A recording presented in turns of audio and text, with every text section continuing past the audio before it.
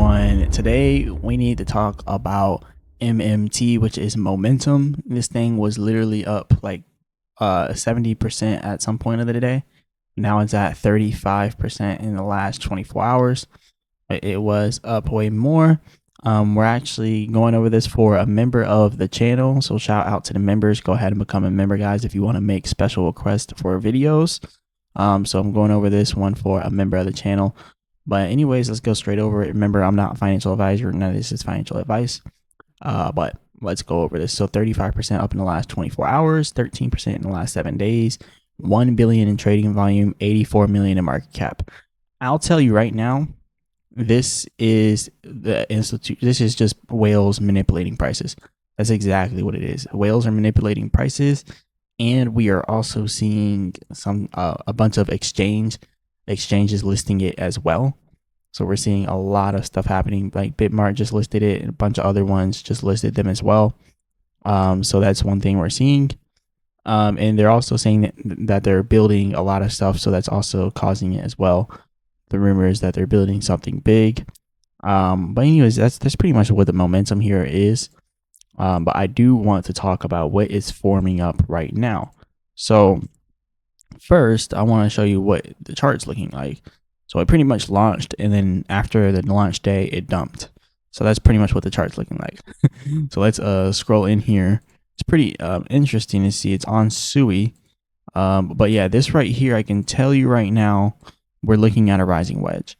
So let me just draw it out so you can kind of see a little bit. Well, not necessarily a rising wedge. We can say bearish expanding triangle. Still a bearish signal. But yeah, this is a bearish expanding triangle. It kind of looks like a rising wedge at first, which is also bearish.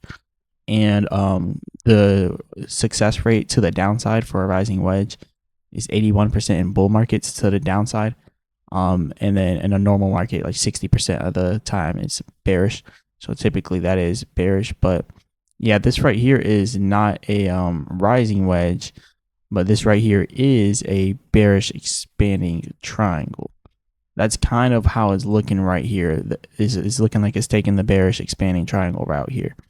So if this is indeed a bearish expanding triangle, then we should be breaking down pretty soon. And there are a few things that kind of confirm that. The percent R trend exhaustion, completely over exhausted to the upside. It's trying to recover, but it really can't. It's creating a trend downwards. So it should continue downwards a little bit. It's also creating like a symmetrical triangle. So it could dump any moment now, which it kind of is. And then the MACD, you can see the buying pressure slowing down.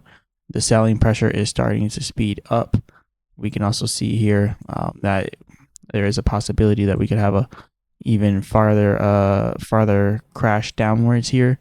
Also on the percent R trending exhaustion for the 30-minute chart, we're seeing a pullback here as well.